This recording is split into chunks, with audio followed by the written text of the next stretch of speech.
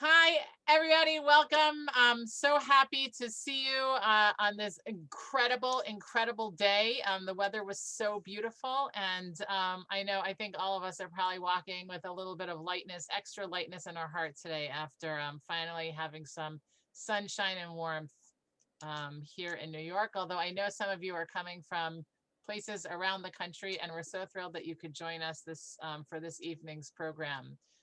If we haven't met before, my name is Rabbi Alyssa Mendelson Graff, and I'm the rabbi here at Port Jewish Center. And we are thrilled to welcome you to the third in our series about Israel. Tonight we have Ken Stern, who wrote the book, The Conflict Over the Conflict, the Israel-Palestine Campus Debate. Just a little bit about our author, and then I'm going to turn things straight over to Ken, since I know you want to hear from him and not me. He's the director of the Bard Center for the Study of Hate and an attorney and an award-winning author for 25 years. He was the American Jewish Committee's expert on anti-Semitism, and he was also the lead drafter of the working definition of anti-Semitism.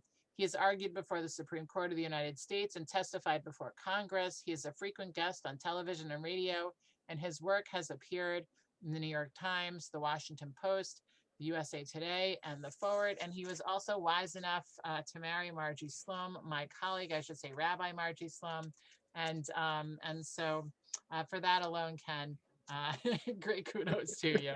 Anyway, it's wonderful to welcome you here, and I'm going to turn things over to you now. Welcome, Ken Stern. Thank you very much for that kind introduction. And you're absolutely right. The only really important thing on my resume is that I married Margie Sloan. The rest is just, noise. So anyway, I appreciate you all being here and to having a conversation with me this evening, especially on such a beautiful day. And I'm happy to follow up with any of you afterwards who may want to email me or have a conversation. I'm happy to continue it. So as the rabbi said, I wrote a book called The Conflict Over the Conflict, the Israel-Palestine Campus Debate.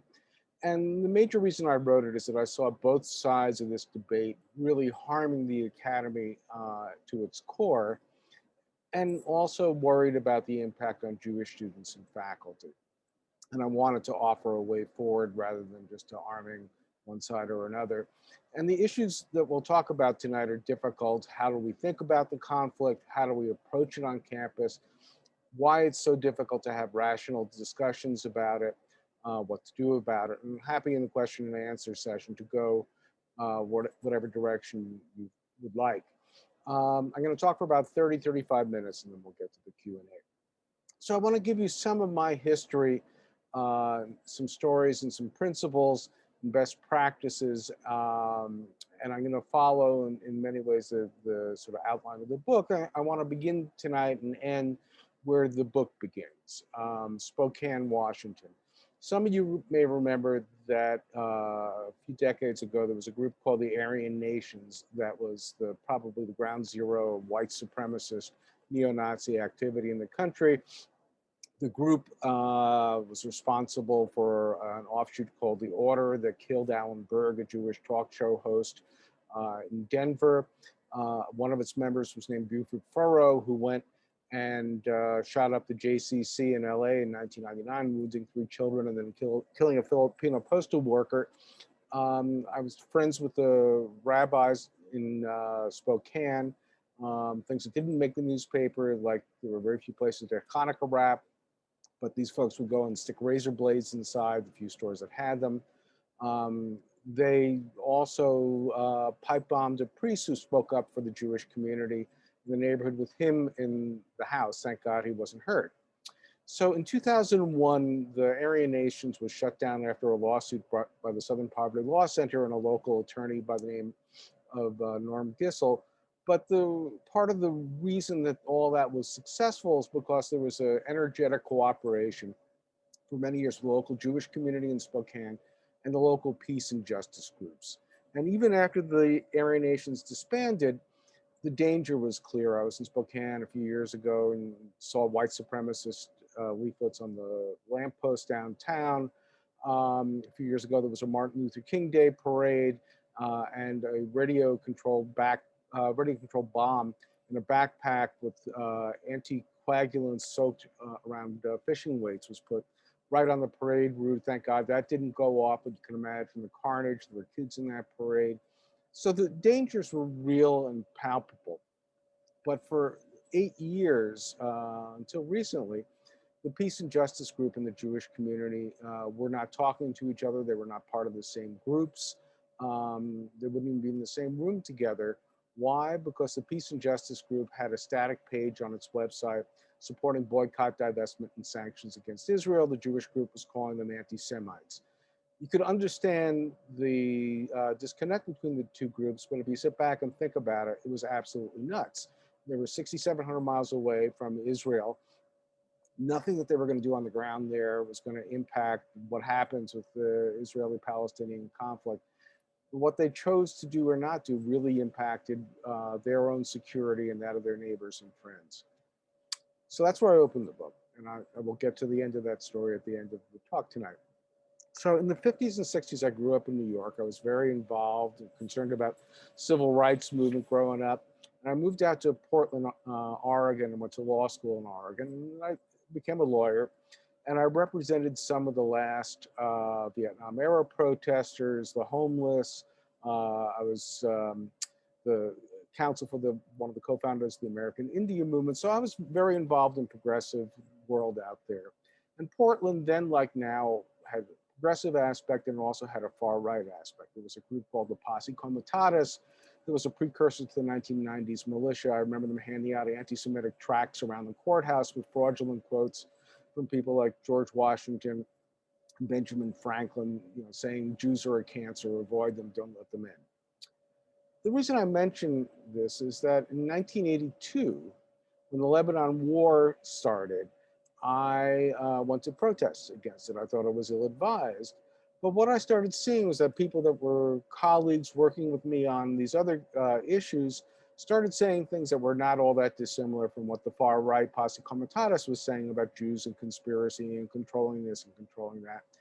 And I was struggling about what to do about that. And I was writing things that I think just satisfied me. It vented anger and frustration, but I don't think I was convincing anybody. And part of the reason for the book, I think, is it took me a number of decades to figure out a way to deal with some of the issues of some of the anti-Semitism we see from every which direction, including the left. So between 1989 and 2014, I was the American Jewish Committee's in-house anti-Semitism expert. And one of the first things that I was asked to do was to look at the campus. What do we do about it? Not only anti-Semitism on campus, but bigotry in general on campus. You may remember this was a time of hate speech codes and a lot of contention about what do you do about hateful things on campus. And I wrote a report after consulting with many college presidents and working with them, Jewish and non-Jewish. And I came to some conclusions. One is that things to suggest to a college to do couldn't just be about anti-Semitism. What you really wanted to do was to make a college less bigoted by asking it to do things that were about the college and all of its students. You can't just set up special rules for Jews. You have to address other things too. And that the second thing, and I trained about 200 college presidents on this, was that the hate speech codes really were awful for a lot of reasons. I can go into the legal reasons, but trust me, they're never upheld on their constitutionality. But the real problem with it was that there were actually lots of things that one could do on a campus, surveys, training, look at curriculum and so forth. But all those things disappeared when one tried to say there's a certain set of rules of what you can say and what you can't say on campus. That became the black hole to suck away every bit of attention about what you could actually do about these issues. The other thing that I learned from working with all these college presidents was that to have constructive, positive change on a campus, whatever you propose, has to be something that reflects the value of free speech and even more so the value of academic freedom. If you do things that have to explain away academic freedom or, God forbid, diminish it, it's going to backfire. And that's one of the main points in the book, and I will explore that a little bit more in a few minutes. So I want to flip forward in the timeline a little bit. So post 2000, you remember the Second Intifada was raging after the collapse of the Camp David peace process. There was a World Conference Against Racism in Durban, South Africa. That was an orgy of not only anti-Israel, but anti-Semitic hate, caricatures of Jews, things saying that Hitler didn't finish the job. This was under the UN auspices. And one of the aftermaths of that, partly because it was in Durban and what that represented, was a desire to make Israel the new South Africa. And there were petitions that you started seeing on college campuses in February of 2002 that said basically to divest from Israel. And I want to pause for a second. I will talk about the 2002 a little bit more, but I want to put this into context because a lot of people, think that campuses are burning, and you see about divestment petitions and so forth. The divestment petitions in 2002 were strongly outnumbered by the people signing on the anti-divestment petitions. It's been 19 years since 2002. Not a single college has divested, none will. Most campuses, Israel isn't an issue. If you look at the data, there are about 4,000 campuses in the United States. 149 had anti-Israel programs in the most recent year, for which there were statistics. And every year, the pro-Israel programs outnumber the anti-Israel programs 2-1. There have been disruptions, but between 2010 and 2019, there were a total of 117 disruptions, and all but 16 of the programs were able to be continued. I think one disruption is too many, but I just wanted to put it into context that even though there are some issues and some problems, and we'll talk about them this evening, it's not like the campuses are burning. Very few campuses, and in those campuses, again, the pro-Israel activity for the most part outnumbers the anti-Israel activity. So let's go back to 2002 with that background. There were some problems in 2002. There was a brick thrown through a Hillel building in Berkeley. There was a riot at Concordia College in Canada when Netanyahu spoke. And as I mentioned, I was at the American Jewish Committee, so it was deeply concerned us of what we were seeing at that time. And I worked with a bunch of college presidents, and we had a statement that was put out by about 400 college presidents. It was also put in an ad in the New York Times that decried the intimidation and harassment reflected in some of these incidents that we were seeing at the time.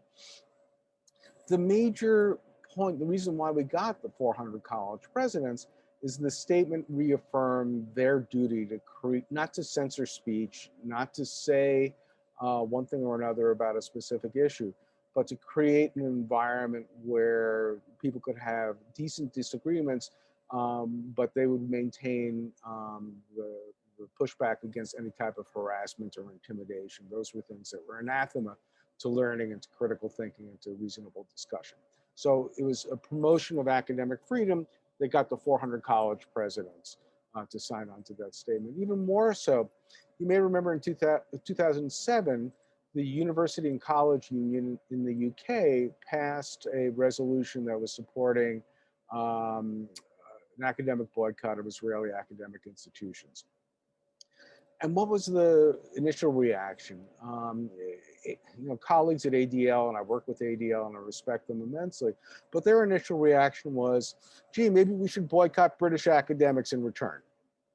Aside from the fact that that gave away the best argument, the academy ideas should be evaluated based on their merit, not on the nationality of who's proposing it. So they changed, if they followed through on what they were suggesting, it would have changed the debate to academic boycotts are not good at all to academic boycotts are okay. Now let's have a discussion about who do we boycott.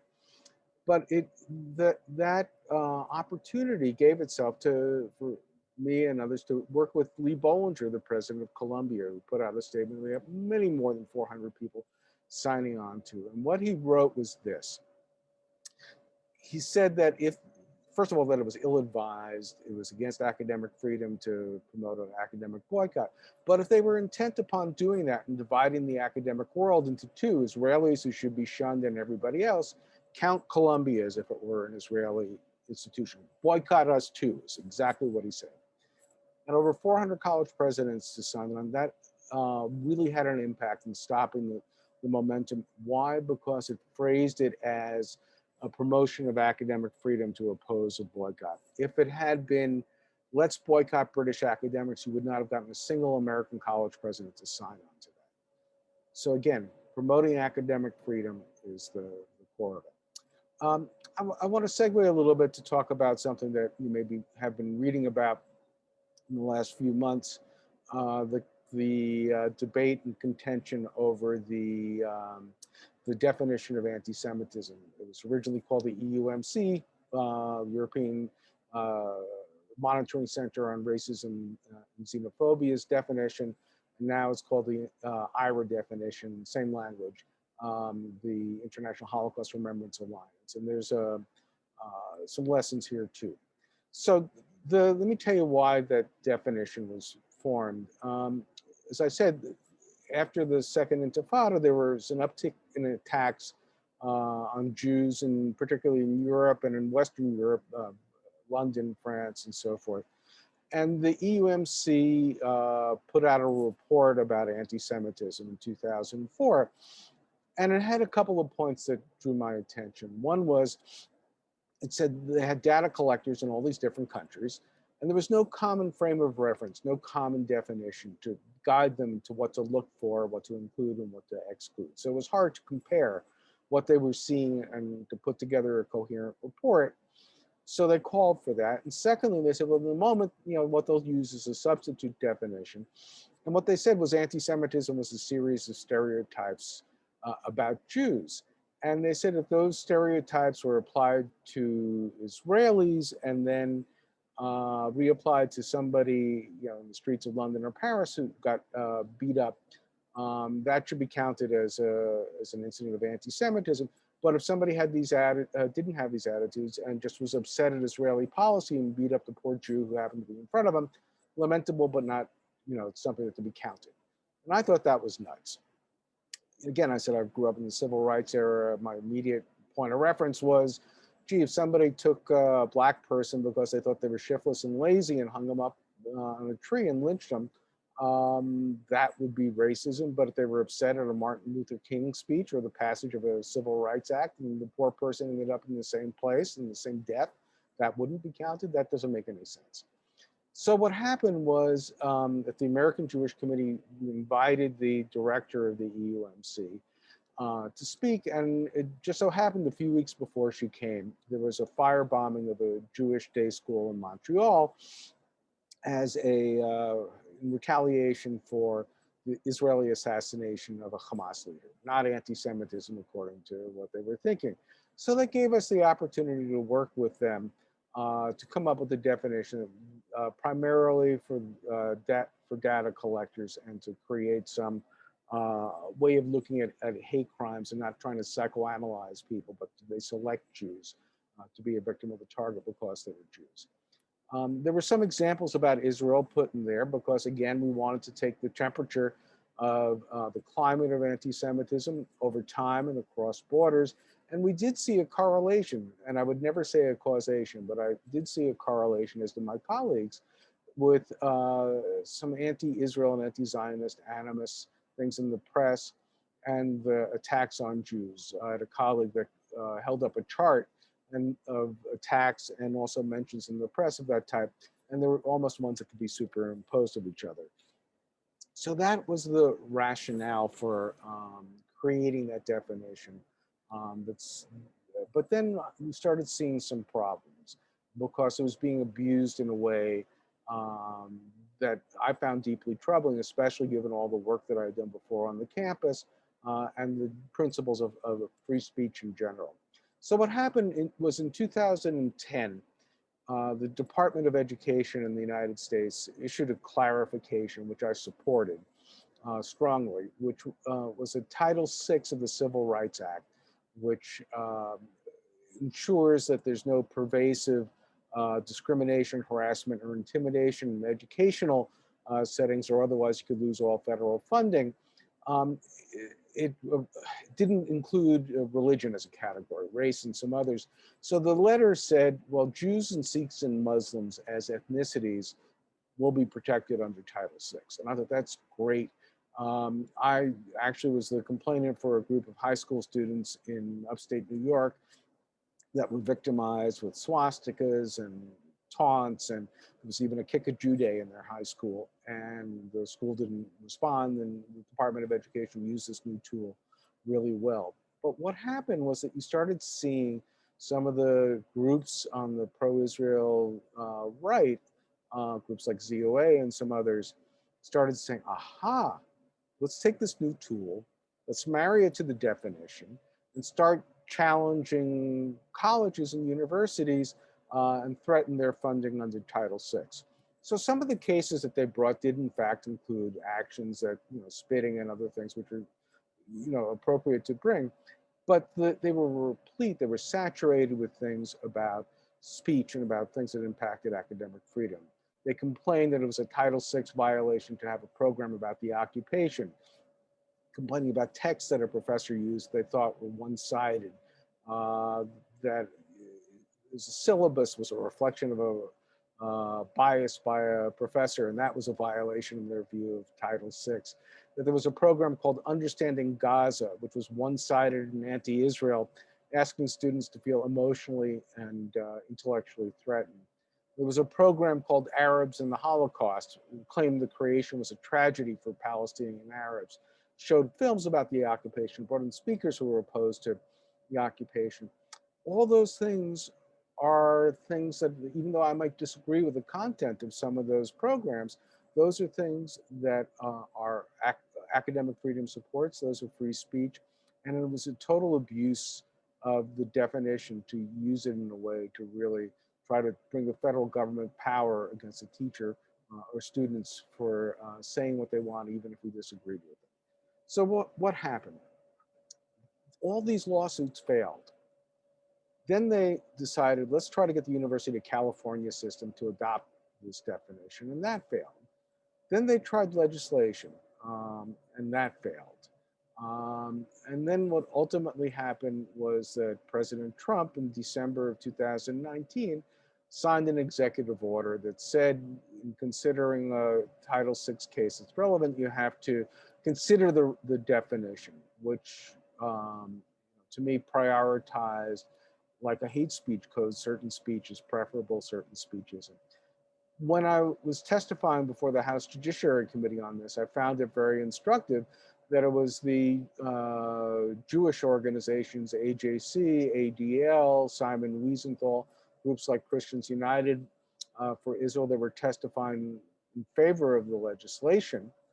But it was not only people like me, but Suzanne Nossel, the head of America Penn, is Jewish and is concerned about what people can write, and what people can think, and what people can say, testified against it.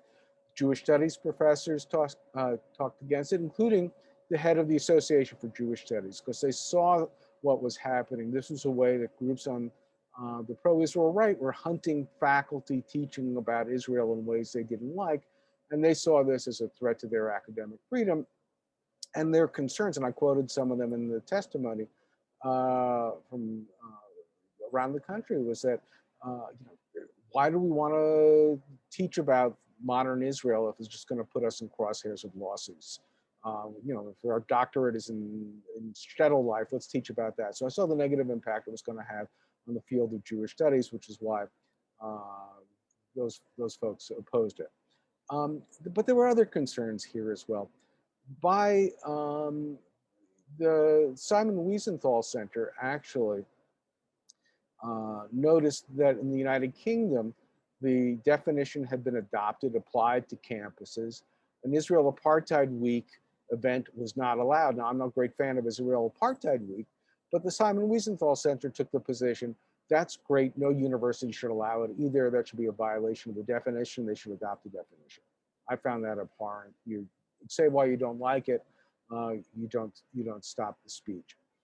It also, this whole attempt to foster this definition on the campus as a speech code propelled the idea that Jewish students should be protected from hearing such things, that they essentially were fragile. No Jewish student that I have talked to about these issues is fragile. As a matter of fact, I think it does them a disservice. The campus should be a place um, where students actually are disturbed by ideas. They shouldn't be harassed, they shouldn't be intimidated, but they should be disturbed by ideas. I have two kids in their 20s. I spent a lot of money sending them to college not so many years ago. If they hadn't been disturbed by ideas and figure out how they're going to deal with being disturbed by ideas, it was a waste of money and not really preparing them for life in the real world. The second aspect of this, and this is one of the chapters in the book which is somewhat unique, is I drew a lot from the field of hate studies, which is an emerging field, but it helps us define why we default to seeing an us and a them, especially when there's a perception of conflict, why we try to crave certainty and by such things as definitions, as opposed to embracing the complexity. It's easier, and there's a lot of data from neuroscience to social psychology to other fields that explain, when our identity is tethered to an issue of perceived social justice or injustice like Israel and Palestine, how our thinking in fact does change. And I think that's an important observation as you're engaging in these discussions and thinking about it. Jonathan Haidt, who's a social psychologist who I quote, written great things about issues related to how we think, has a great quote. It says, morality, which a lot of this is framed as, morality both binds, makes people feel like they're on the same team beating up the other team, and it blinds, and it does put on blinders to how we should be thinking about these issues. The other aspects of it is just the power of symbols get so involved in this, and I think the definition has become in many ways a symbol. Just think about the last year or so, the debates over what we should be doing with the symbol of the Confederate flag, or on the campus, about this type of debate, the Israeli flag becomes a sacred symbol in some ways too. You have instances that I document in the book of the Israeli flag being ripped down, and instances where pro-Israel Jewish students literally wrap themselves in the flag. So it's a deep dive into how we think and feel about these issues. And examples, in the book of really the extreme of people giving into this us versus them, demonizing people on the other. And I quote many examples where people on each side of the debate not only believe so much in the justice of theirs to the exclusion of the justice of any justice on the other side, they literally call the opposing side Nazis. So, why do we try to arm students and others to feed into this black and white, good and bad dichotomy, and not really instead embrace the complexity? Because the campus really is an ideal place to have these difficult discussions.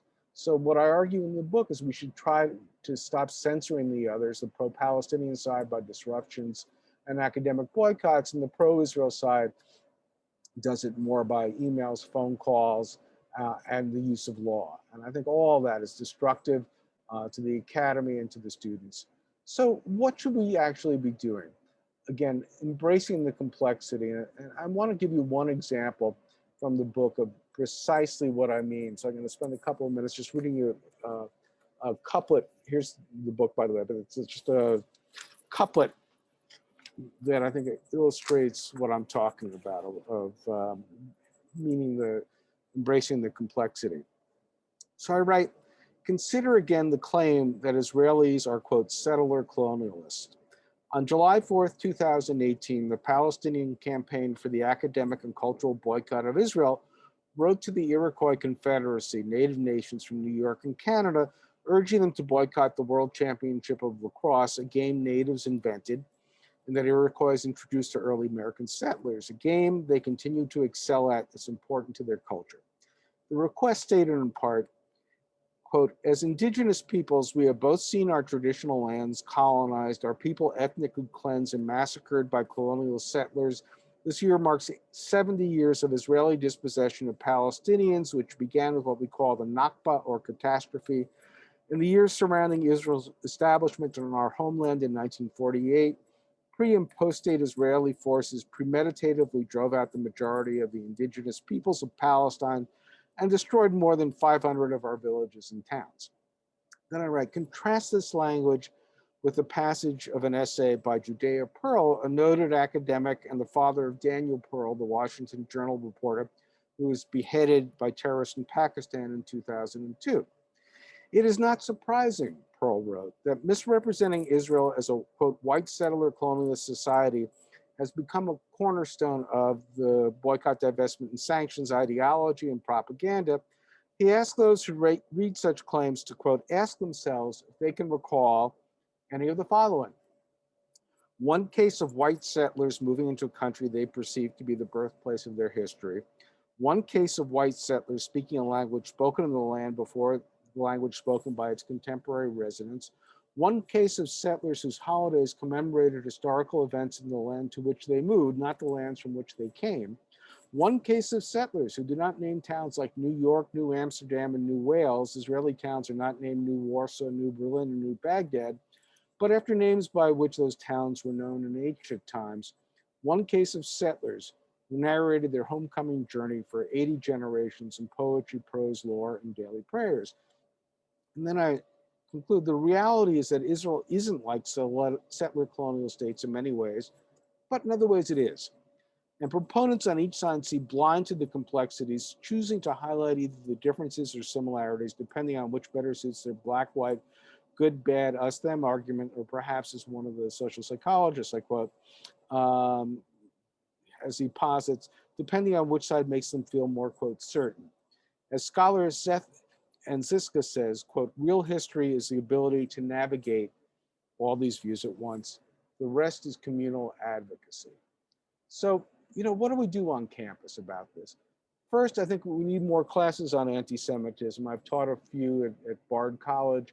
There are very few full semester interdisciplinary classes. By the time we get to talk about Israel and Zionism, and students have a grounding, understanding anti-Semitism, it's a much easier discussion. I think it's important for campuses to talk about the value of free speech. One of the things I outline in the book is really an attempt to try to curtail the ability to have individual agency in your own thinking and pushing towards groupthink, and that's part of the environment in which this campus debate about Israel and Palestine is happening. I think we need to model more how to have difficult discussions and examining all views, not just the quote correct one. I think we have to insist that students in cases like this employ functional empathy, have the imagination to what you would feel like if you were born in different circumstances. I mean, we all had to do that to a degree this last year with Black Lives Matter, and to imagine if I were a parent of a black child, the discussion I would have to have. I think we need on these issues too, to have the imagination if you were born into a different circumstance. I have some specific other things I want to share with you at the end about what to do, the blueprint for this. And one particular story I find very fulfilling to me. I discovered an interesting fact that a few years ago, or stumbled across it, that J Street student group, J Street U, whatever you think of J Street, it's a group that believes Israel has a right to exist. It's a Zionist organization.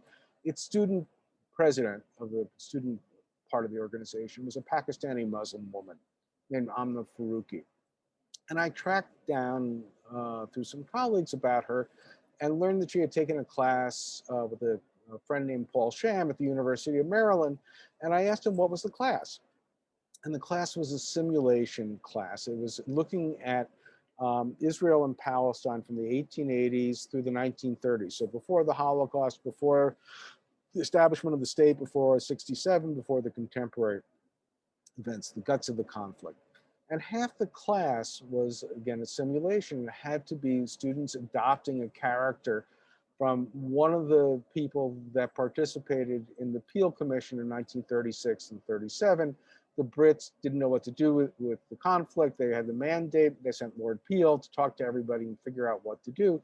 So the students in Paul's class had to be a commissioner, a Jew, an Arab, and faithfully represent one of the people there. And usually when he did it as much as he could against type.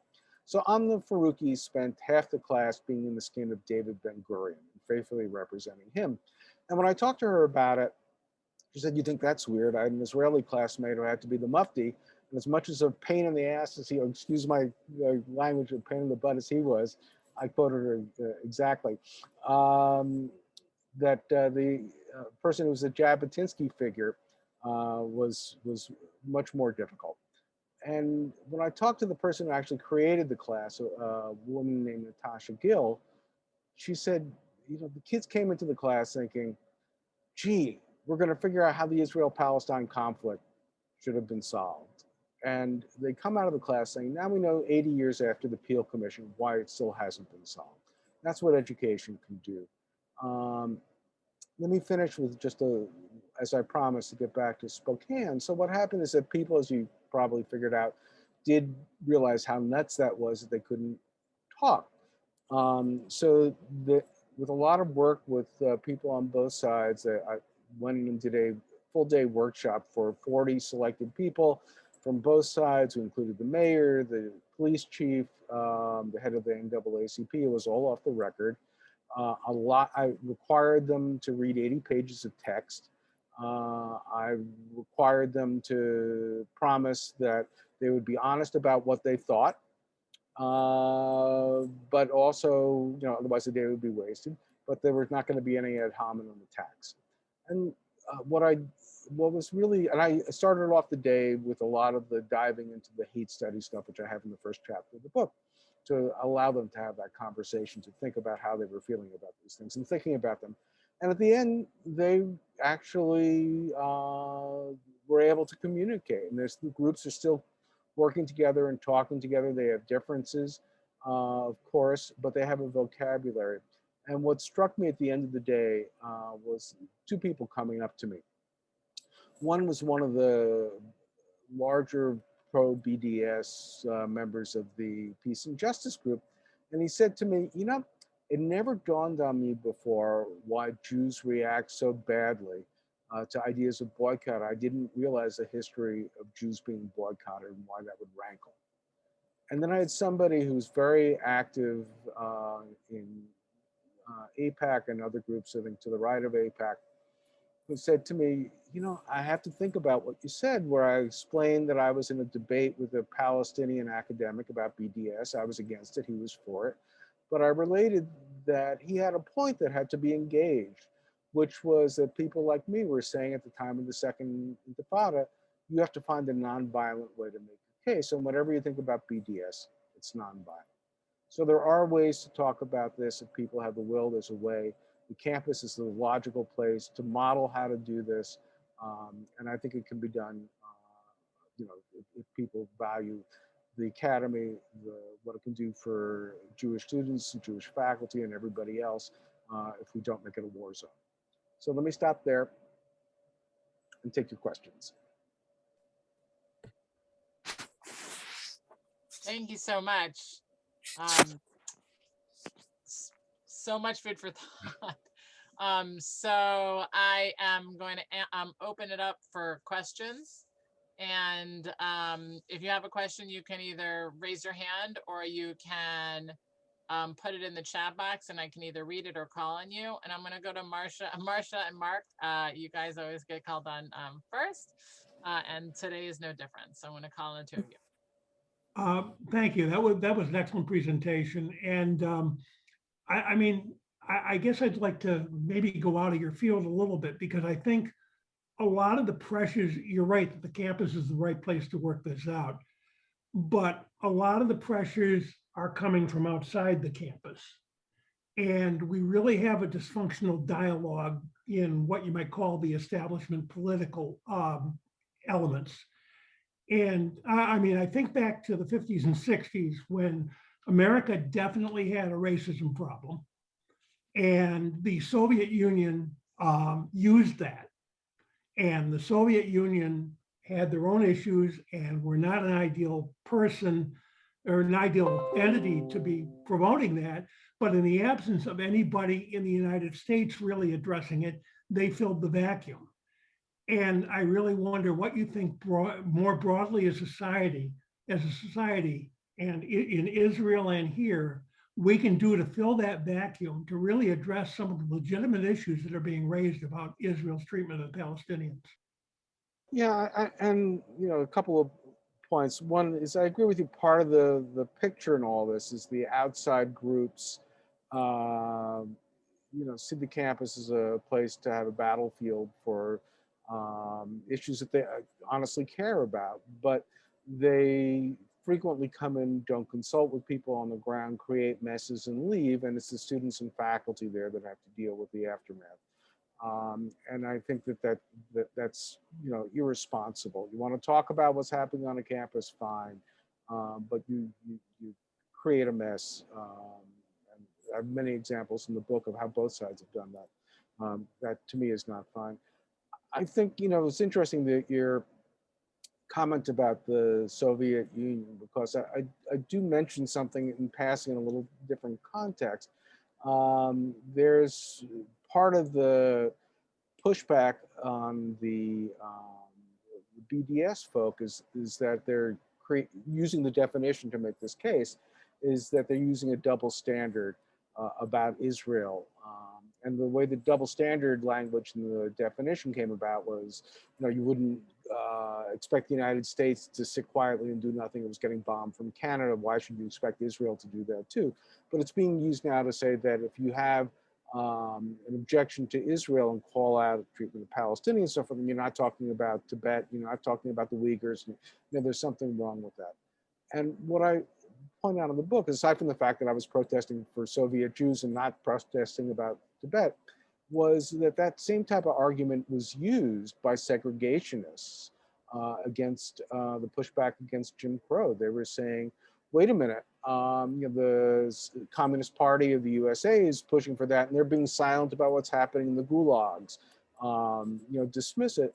And the point is, the Communist Party could have been wrong about the gulags and right about Jim Crow. So we tend to, try to find evidence wherever we can for a political battle.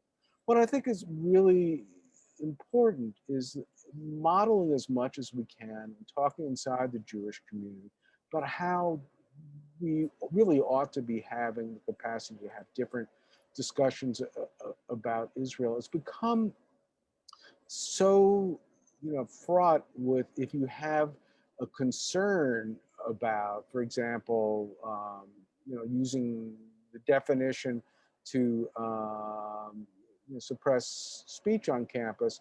I met a colleague, David Feldman, who's in the UK at Birkbeck, who objected when the education chancellor there said that colleges had to adopt it or they're going to lose their funding. And he said, wait a minute, this is against academic freedom. It's going to hurt my ability to teach. He was vilified by people in the mainstream Jewish community. And the point is, you can disagree with them, you can disagree with me, but when you get down to ad hominem attacks, you're actually harming the process. And the thing that concerns me most deeply is not about the Israel-Palestine aspect, but we're devolving into a debate about definitions and anti-Zionism and where that fits. And nobody's really talking about what do you do to combat anti-Semitism. It becomes the debate about how do we define it, because that's become more of a symbol. And that to me is a tragedy. And I give it, finally on this point, I give an example of the book. What really disturbed me about the signing ceremony in the White House for the executive order, more than what the executive order meant, was that there were people there saying, this is the best thing that's happened in hundreds of years to Jews. And to think about, if you think about anti-Semitism, it thrives best in a culture where people are primed to see an us and a them. Anti-Semitism inevitably grows. So when you have the leader of the United States justifying and piling on and vilifying Muslims and vilifying immigrants to the point where Bowers went in and shot up the Tree of Life synagogue, and you just totally ignore that because you believe the president has the right position on Israel, that harms the ability to combat anti-Semitism. And I have examples in the book too about the other way around, where if you have the right position from a left position, you also diminish anti-Semitism, and that's a problem for all of us. Can you talk a little bit more then about the position from the left?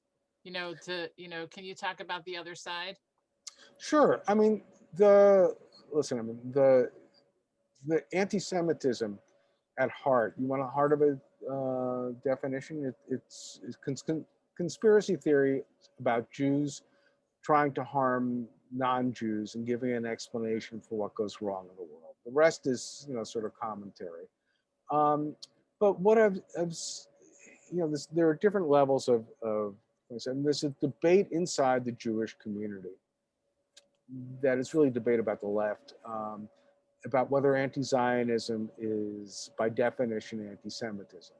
I make the case that sometimes it's expressed that way, and I understand the reasons why people argue that, and I understand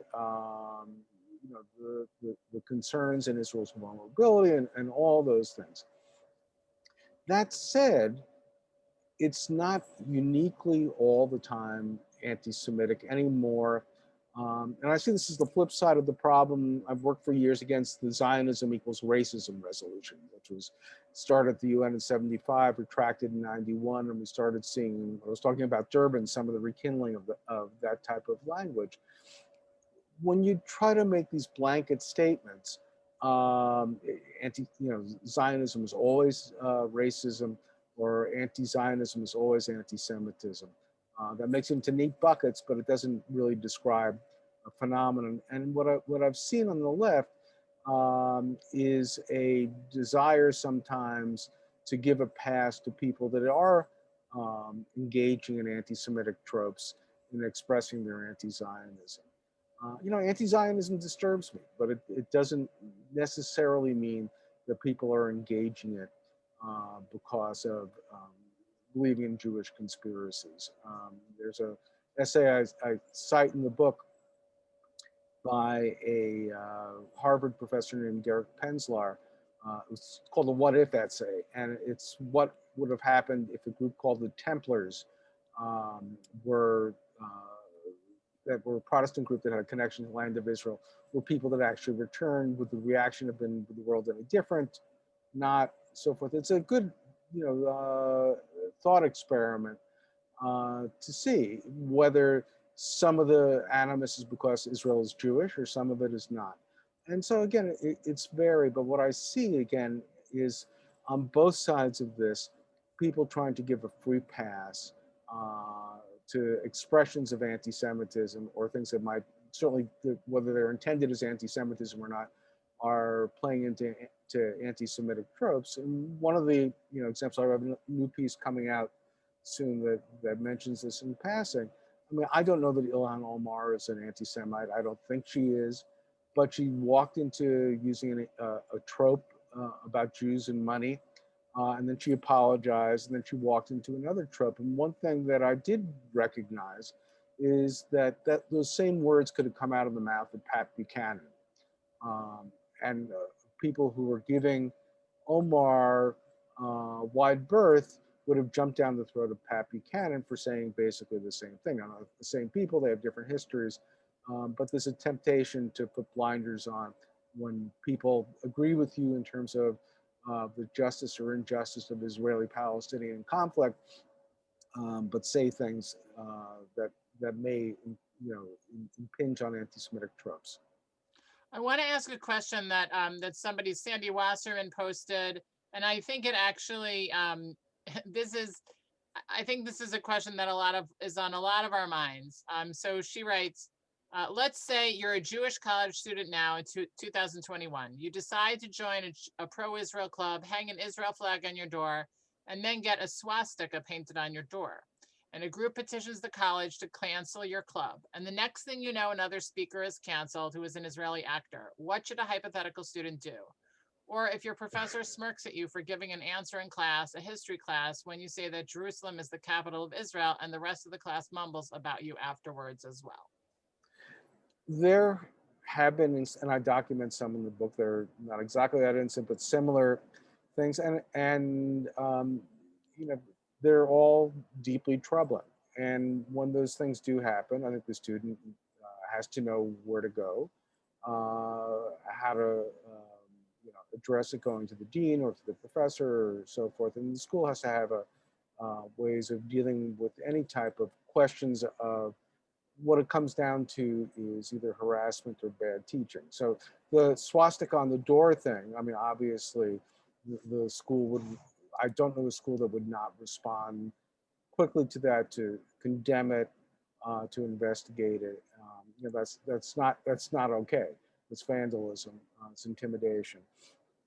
A teacher, to me, all this is getting seen by a lot of different groups as a teacher has a bias about Israel. To me, it isn't the point. I have a bias about Israel. When I teach about it, and I do in my anti-Semitism class, I tell students the only way for sure, I tell the students, I'm going to tell you what I think, and the only way for sure to get a bad grade is to parrot back to me what you think I think. What I want is to create an environment where a student can say whatever they want and feel empowered. So if a professor is doing things to vilify or castigate a student, as opposed to just disagreeing with them, engaging in intellectual debate, that's being a bad teacher.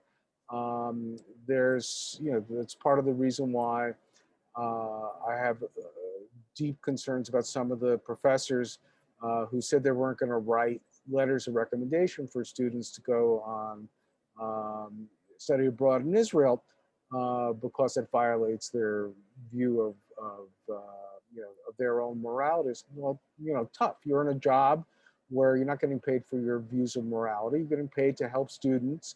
If a student is otherwise qualified, you have to do that.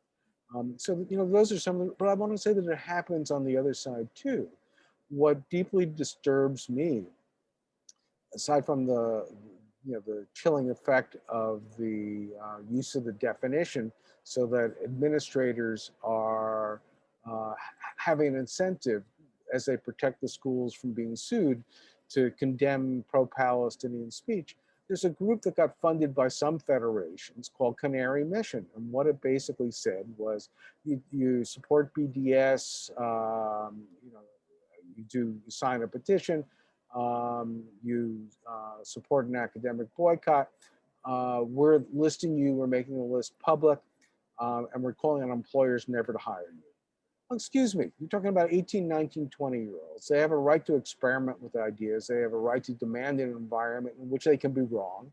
They can't intimidate, they can't harass, they can't discriminate, but they can say things that other people find disturbing. And I think we're losing that distinction. A college has to protect students from being harassed, and some of what the question posed was harassment or intimidated or discriminated against. But what's being called for is really protecting students from ideas. And that's an entirely different thing. I think what's so challenging is that the Israel-Palestinian, Palestine discussion is such a nuanced one. And there's no clear, and this is what you're talking about, that class at the University of Maryland.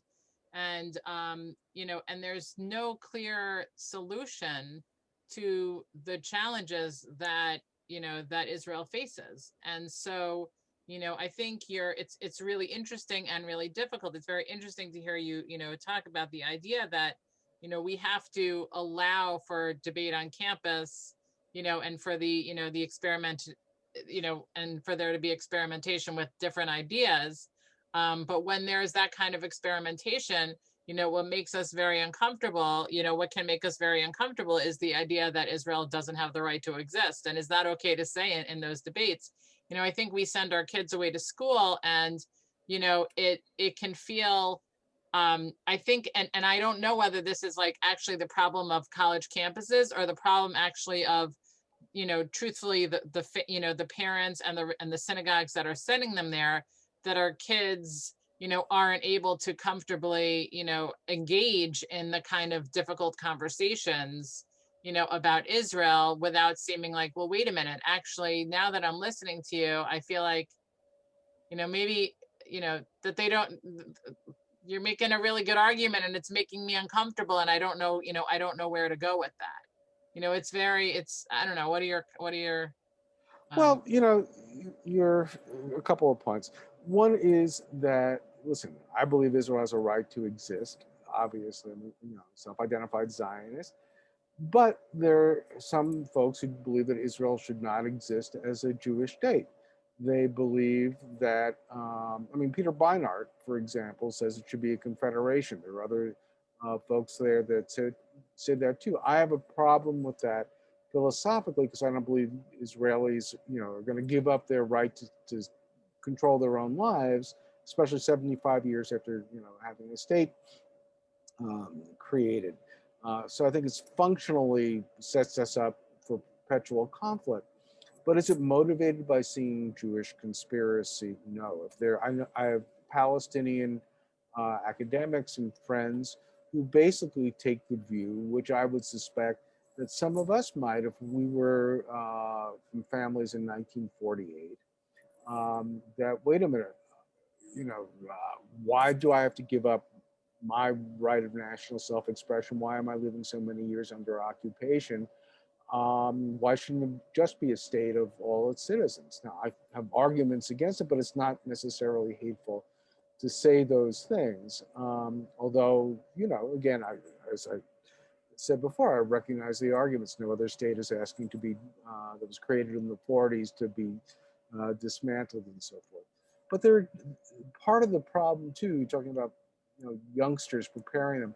Some of the students I talk to who are involved in If Not Now, which is a Jewish group that is very much anti-occupation, is probably some of the people there are anti-Zionists. There were Jewish students, by the way, and Students for Justice in Palestine. Jewish Voice for Peace is anti-Zionist. All those folks are not anti-Semites. And the kids who are like the youngsters in the If Not Now group in particular, a lot of them are ones who were the kids and grandkids of people that were either professionals or lay people in some of the major Jewish organizations. So their frame of reference is from their Judaism. It's how do we treat the stranger? And this is one difference that my wife and I had about talking about how do you prepare kids in the synagogue. She says, my job is to teach them to love Israel. And I said to her, but there are kids that go to college and for the first time hear about there's something called an occupation. And they hear that from their fellow students. And what they feel is betrayed. And so I don't think it's a question of arming students to get into debate. I think it's cultivating the environment where they appreciate that these are difficult discussions, that they're not, necessarily hateful, and you want to create an opportunity that they won't feel betrayed when they go off to college campuses. That they will feel prepared to have their thinking shaken and to think deeply about these things and to give up the idea that there's sort of a groupthink, either pro-Israel. There are other aspects on campus that are groupthink these days too. You want to say your job is to create individual agency, to think for yourself, to be a critical thinker. I don't really care what you think. I care that you do think. Yeah. I want to be sensitive to the time. I see there's one more question. So Joyce, you get the last question, and then we're going to bring things to a close. Thank you. Thank you for the opportunity. There's so many things that you've raveled up inside me, and I don't know if I can get it out right, but a couple of thoughts coming through. I believe in free speech, and I also believe speech is very powerful. It can be used positively or negatively. And so there is responsibility when you speak. The other thing I want to say is that people have ideas all the time, but what are they based on? Are they based on truth? Are they based as historical truth? Are they based on opinion? What are they based on? So I think you need to have a combination of both working, with the speaker being responsible as how they address things. You can say something nicely, or you can say something destructively. You could talk about things like occupation. Are we really occupying, or has that become a key word over 20 years that we're now believing? You say something long enough and it becomes a truth. Is it really a truth historically? So I'm coming from all these different places and I'm not sure how to use it, but I do remember where the news has captured certain times when students have been shutting down other students from speaking. They just yelled them down. There was no way to come out with a thought. A professor couldn't come out with a thought because these people would just yell them down. So there has to be some kind of a way to establish the appropriate way to speak. Not that you shouldn't speak, not that you shouldn't give your ideas, but there has to be something to back it up. It's not just a blanket freedom. So anyway, what do you think? I appreciate this a lot there. Listen, I think on a campus, there has to be an opportunity for students to work out ideas. I don't like the idea of somebody superimposing what the truth is. But as teachers, we demand our students produce evidence. It's not just, this is what I think. Okay, why do you think it? How do you support it? What's your primary sources? Who else are you quoting? What, have you rethought what you're proposing? So that's the job, is to build thinkers, not to say what's necessarily right or wrong, especially about difficult situations like this, where people have reasonable but different perspectives on it. And to give you a further example, it's outside of the Israel-Palestine thing, but again to underscore what I think a campus should do. I don't think any of us on this call would agree with the views of a Ku Klux Klan leader. But I was involved in a situation a few years ago where somebody invited a Ku Klux Klan leader to come to campus, right? And why did they do that? Well, ended up having the speaker came and they had to do it outside the college itself and off the campus. But the reason was it was a journalism class.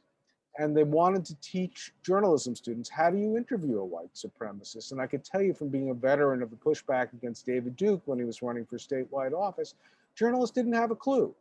They didn't, know. They'd ask him a question, he'd move on to something else. He was slippery and he had his pat answers. They didn't know how to hold his feet to the fire. And it was an important skill. There have been people that have come in. I was mentioned in the book about Ahmadinejad at Columbia. It was important if campus procedures were followed, and they were for that invitation, to allow somebody like that to come in and speak. It doesn't mean you wash your hands and say that's the end of it. Bollinger, in that case, started out by outlining exactly what was wrong with the hatred that Ahmadinejad was doing, and at the same time reaffirming his right to be there on the campus. And lo and behold, what happened? Ahmadinejad was asked a question about gays in Iran. He said there are none, not being clear whether he meant they killed them all or he didn't think there were any. And there was a Saturday Night Live parody and a cover of the New Yorker, and I chronicle that in the book too, that was responded to that. So it means you don't, put up walls to stop students from hearing things.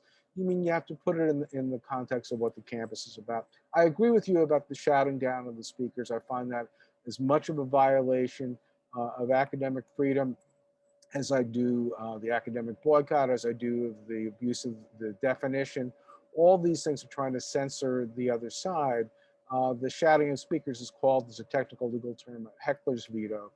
But as I said, in the period between 2010 and 2019, there were 117 such events, and everyone except 16 were able to be concluded. So it's a problem, but it's not ubiquitous.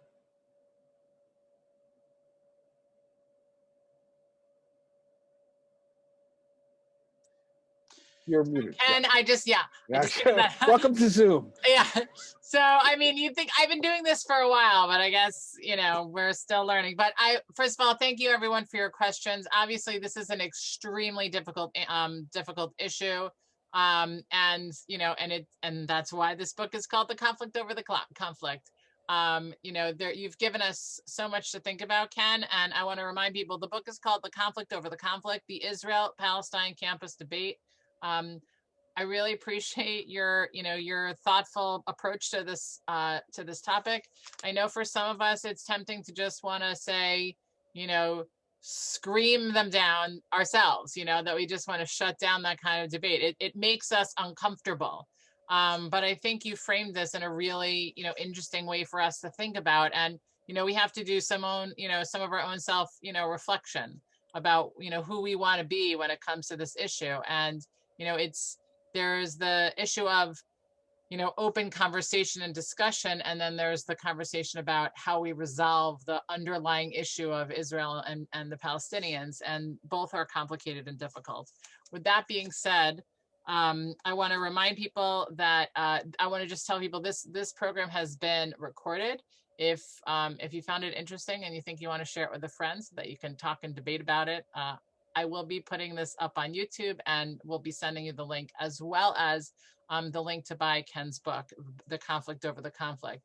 I just want to remind you that if you have a local bookstore like we do in Port Washington, you can order the book through the Dolphin, our local bookstore. If you live somewhere else, and I know some of you do, I would encourage you to first reach out to your independent bookstore before you go to Amazon. But if that's the best way that you can get it, then we just hope that you'll buy the book, and that it will continue to be food for thought. Ken Stern, thank you so very much. We really appreciate it. We learned a lot. We got uncomfortable, but that's a good thing. That's what you're talking about. And now I think a lot of us are going to be leaving this Zoom and turning our TVs on to go listen to President Biden and to listen to his not State of the Union speech. So good night, everybody, and we'll see you all soon. Thanks a lot, Ken, and please give my best to Margie. Absolutely. Thank you, everybody. Thank you. Good night, friends.